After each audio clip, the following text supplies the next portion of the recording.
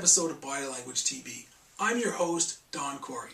I have a tremendous passion for understanding body language and how it affects our daily lives. In fact, I've been studying body language now for a number of years and sharing my findings with my private clients. My personal definition of body language encompasses much more than gestures and body movements. It also encompasses how we appear to others, as well as how we can set the environment for maximum effect. What we plan to do here is offer information, analysis, and our own opinion, but we also encourage you to make your own decisions about the content that we put forward, and we want to dialogue with you to create a greater product for you, the viewers, going forward. Our goal here is to post 5 days a week, Monday to Friday, short, content-rich videos so that you can then take that information and use it in your daily lives. We want to create a greater awareness of how body language affects all of us around the world today. I can make you 3 promises at this point. 1, we will listen. 2, we will offer amazing content. And 3, we will get better. So, without further ado, let's go to our first topic, which will be the Massachusetts special election that was held here in Massachusetts last January between Scott Brown and Martha Coakley.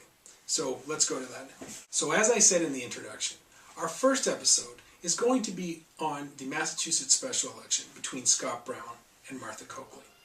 I hope to show over the next couple of episodes how Scott Brown and his team's understanding of body language and nonverbal communication is what propelled him over the top to win that election. Now please understand, I'm not a Republican or a Democrat, I'm a Canadian.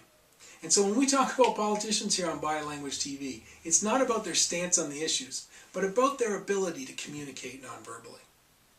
So what happened in this election? Well, the polls show that from September 16th to January 7th, Martha Coakley held a healthy lead. Then from January 7th to the 14th, something happened, and from the 14th on to the election, Scott Brown led in the polls. So what happened in those intervening couple of days? Well, I'll tell you what happened.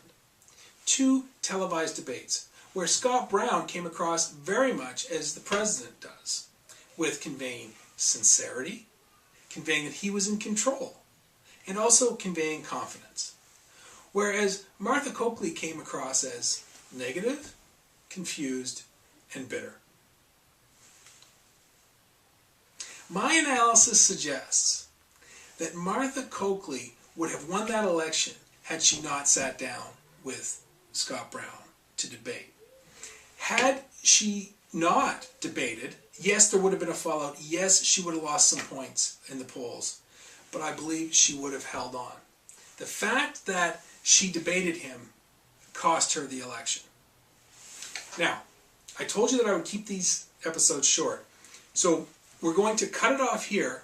In the next episode, we're going to look at a couple of clips of Martha Coakley and Scott Brown and their gesturing.